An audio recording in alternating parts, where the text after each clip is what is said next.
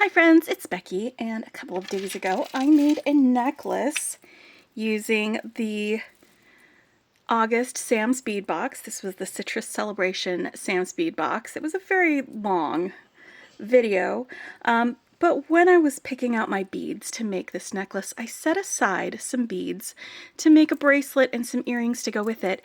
And because this was going to be such a long video, I decided to do the bracelet and earrings in a separate video. And so that's what this is going to be. So even though with this necklace that I made, I used wrapped links and I did a beaded chain, my bracelet I've decided is going to be strung. So I'm going to be stringing these beads, again from Sam's Bead Box, on this copper color soft flex to match the antique copper wire that I used on that. I've got some 2x2 crimp tubes that I'm also going to be using for that. And then on the earrings, I've got these beads here. I've got a couple of antique copper head pins, some ear wires that I had already made. And so we'll just put all of those together in this little video. I've also got this toggle clasp. This is just from my stash. So let's go ahead and get started. I set out these beads in the order that I want them to be in.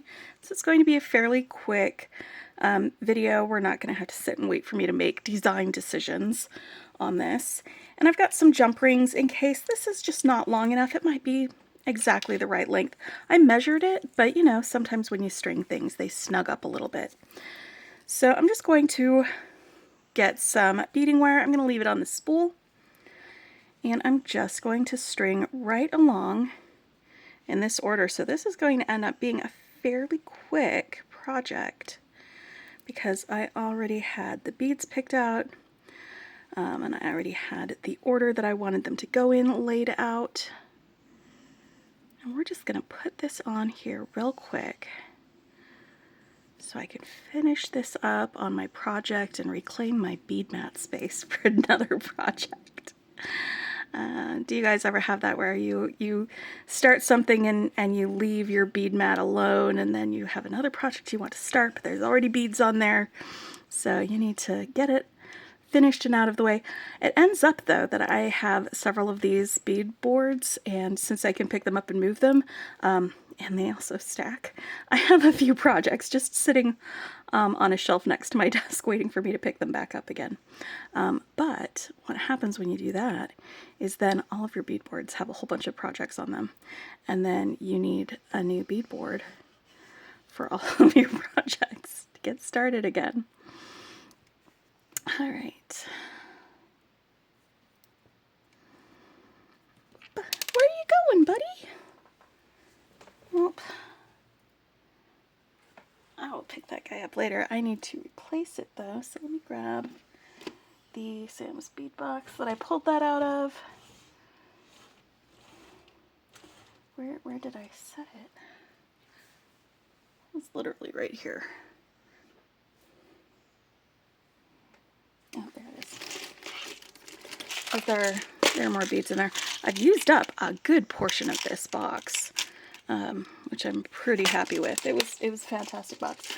Some of the projects that I did with it are not on my channel because I did Deb's project that she shared with us, mainly the macrame projects. So I had pulled out those beads for those. But yeah. Because Deb did a few classes with Sam's Bead Shop doing macrame projects, so those I don't film because there's already a tutorial for them. Okay, and that's going to be perfectly exactly long enough once we get our toggle clasp in the way. So I'm just going to make a loop on one end, and I'm going to use my magical crimper to do that. It's my favorite way of crimping. And since this is medium beading wire, it's 0.019, and these are 2x2 crimp tubes, I have all the things that I need to be able to do that with my magical crimper. Magical crimp doesn't work with anything other than the 2x2 crimp tubes, and they work best on the medium beading wire, so it ends up really working out for me. If you're using a different type of beading wire or different crimps, then you may want a different crimping method. We're just going to put our crimps on and bend it back. And this is the same no matter what type of crimping you're used to. Putting the crimp on and bending it back. Alright. And now the copper crimp tubes are pretty thick walled, so sometimes it takes a little bit of effort to get 2 strands through. That's not a bad thing, it just makes them much stronger than the silver ones. Alright, so to do this you want to center your crimp in this concavity in the crimpers. Once it's centered, give it a smush, and it smushes down just the corners. Then you can turn it 90 degrees, and then just different angles all the way around, and you open and close on it as it goes around all those different angles, and it smooths out all of those rough edges on the crimp, and then you have just a nice strong little crimp when you're done with it. Alright, and the reason I am not attaching my clasp directly to this is I've got jump rings, and it's just going to be easier for me to do it that way. Alright. Just the end of this wire.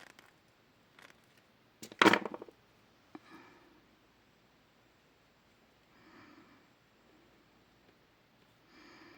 we go. And then I can cut the end of this wire. I've got, these are flush cutters, but you can use any wire cutters for cutting your beading wire. It does not need to be flush for that. I use flush cutters for cutting other wire.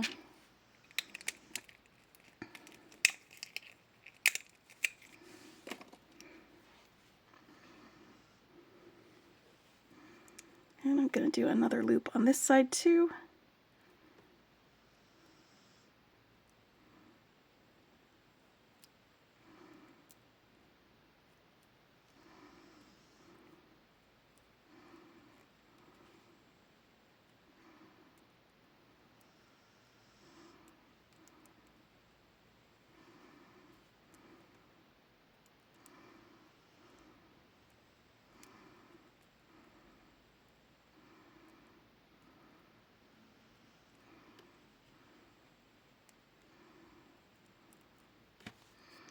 Alright, and this is always a little bit of an adjustment, getting this second loop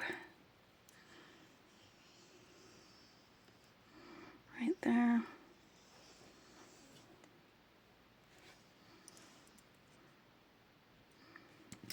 Alright, now I'm going to want there to be a little bit of space between my bead and the crimp, so I'm just going to use my fingernail, just kind of wiggle it there.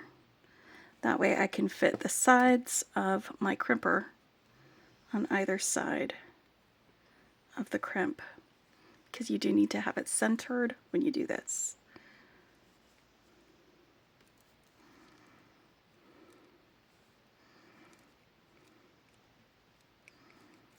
Alright.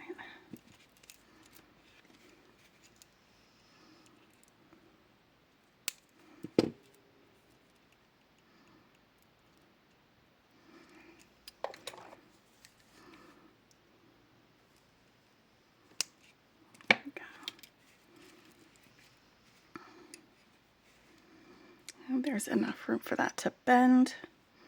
I like it already. And I'm just going to get some jump rings and attach these. I've got some chain nose pliers here that I'm going to use to open and close my jump rings. I'm going to hold one end. And I need either another pair of pliers, or I'm just going to use my crimpers since I can. And what you do is you hold one end steady and just swing it open like that. And once it's open, connect the two things that you want to connect with it. Then we're going to hold that end steady and swing that closed so both of those ends meet. And then you've got a closed jump ring. Now, I like to have one, sometimes two jump rings for my toggle end when I do a toggle clasp. So I'm going to try it with one, see how I like it, and add a second toggle if I need to. And this is a preference for when I actually connect the toggle together. It helps sometimes to have a little more articulation. Sometimes you can get that by having extra jump rings. You know what I forgot to do? Let me open that again and actually put the toggle on. This is what happens when you're making and talking at the same time. Alright, so let's see if that goes through. Well, that goes through pretty easy there. Let's see how it does on my wrist. I think a single jump ring is going to be sufficient. Whoop, for this. Yes. Perfect. Alright. Now let's make some earrings.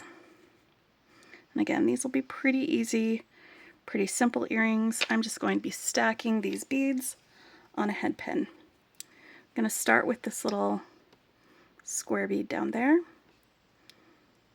And then this carnelian pumpkin. And then right above that, this Czech glass bicone. And right here at the very top of it, I'm going to want to make a wrapped loop. And so I'm going to grab it right here where the bead stops, just right above the bead, so that when I make this bend, there's some space between the bead and the bend for me to start wrapping with the wire when I get it all the way around. I'm going to grab my round nose pliers to make my loop with. I don't need a very big loop, so I'm just going to hold it pretty close to the end, not all the way at the end, but somewhere over there. That way I've got myself a little loop. When it curly cues up here, crosses over the top, then we can hold on to the loop and either use my fingers to wrap around here or use some pliers to move that wire around.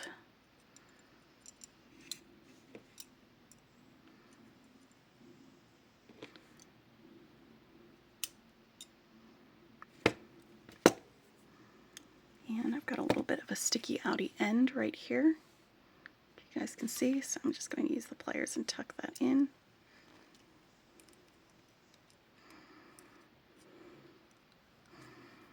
Alright, and now that I've got a little loop, I can attach it to my ear wire.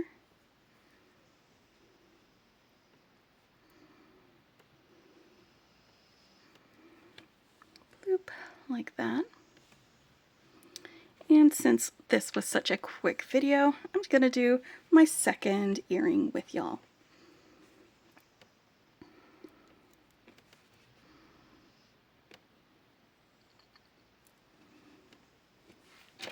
Just doing exactly the same thing that I did before. And the reason why you want a little bend below a loop when you're doing this is so that it's centered, so it doesn't just go off to one side.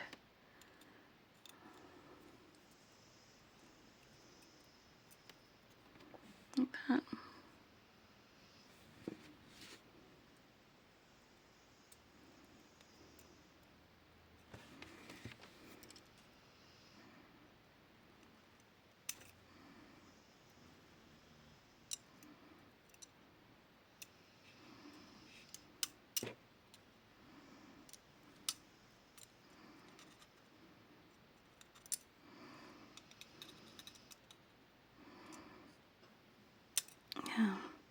I'm not as good with wrapping wire using pliers as I am with using my fingers. So this is good practice for me.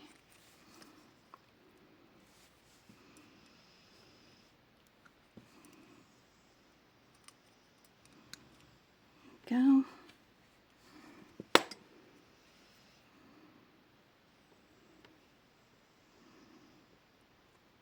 Bloop.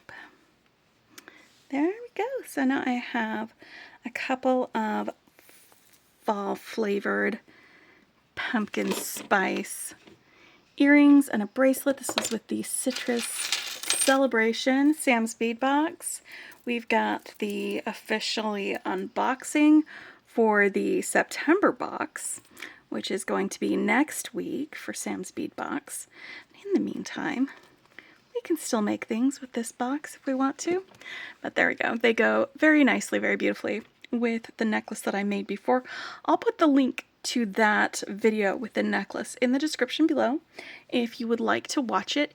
It is a longer video because it was one that many people have said that they enjoy those long videos where I do the whole process with them, while other people don't enjoy that as much. So I decided in that video we'd start from the very beginning and we'd do the entire design process, and I'd make every single link on camera. But I did put little links in the description of that video to each of the different sections. So making the focal, making the link, joining the links together, and then finishing up, so that you can skip ahead if you don't want to watch the entire thing for an hour and a half. But yeah, so that is what I am doing today. I hope you enjoyed this. I hope you had a little bit of fun seeing how we can put things together. And I don't have to make a bracelet that is exactly the same construction-wise. If I use some similar beads, this can be strung and this can be beaded chain. And they still go together. They don't have to be completely matchy-matchy. But I still love all of these colors, and I loved this box. I used so much of it. Anyway, hope you all have a fantastic day. If you like what you see, hit the like button. If you want to see more, hit subscribe, and I will talk with you later. Happy beading.